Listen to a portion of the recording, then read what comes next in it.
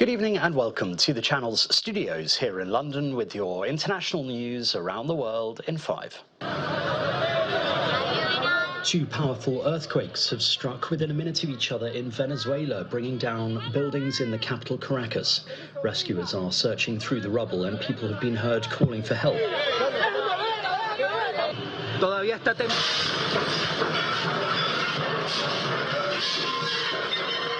The first quake measured a magnitude 7.2. It was followed seconds later by an even stronger 7.5, with around 20 aftershocks since. Several districts of Caracas have been among the worst hit, with damage also reported in the coastal state of La Guaira. A state of emergency has been declared, the main airport closed and schools suspended as rescuers dig through the rubble. The United States says it is immediately deploying search teams and aid. Giving an update on live television, acting President Delcy Rodriguez called it a true tragedy. You stay here. I go over to these boards here. NATO's 32 members have agreed to lift defence spending to 5% of national income by 2035, more than double the old target. Wrapped up overnight, it was the first summit chaired by the new Secretary-General Mark Rutte, who hailed a transformational leap for the alliance. President Trump, who had pushed hard for the figure, called it a historic achievement.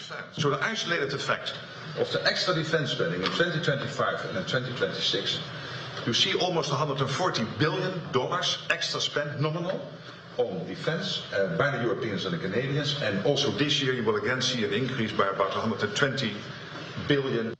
The Ebola outbreak in the east of the Democratic Republic of Congo is now the second largest ever recorded. Health officials have confirmed more than 1,090 cases and 277 deaths, with the province of Ituri worst hit. It is the biggest first-month caseload of any Ebola outbreak on the continent, and worryingly, this strain has no approved vaccine or treatment. Aid agencies, including Doctors Without Borders, are racing to set up treatment centres and trace contacts. A heatwave gripping Western Europe has led to a series of unprecedented temperature highs, with France experiencing its hottest day ever.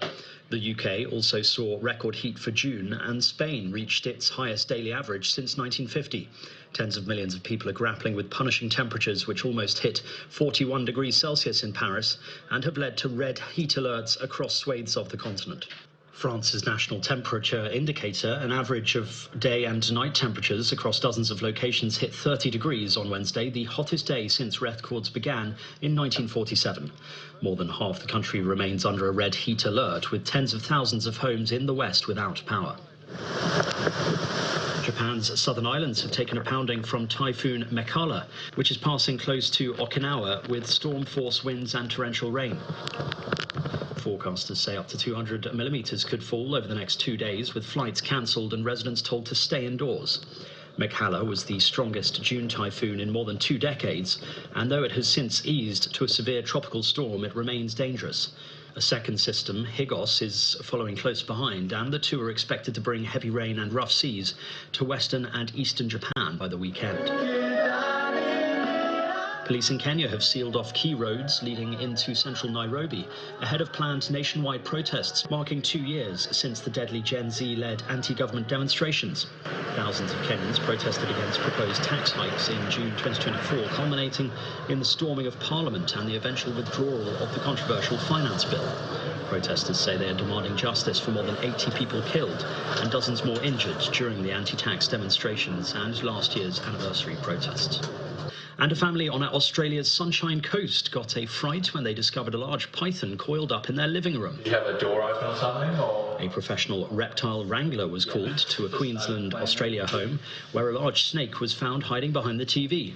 There we go. Stuart Mackenzie later released the snake unharmed into the wild. On the telly. And that's your international news around the world in 5. Now back to the channel's studios in Lagos.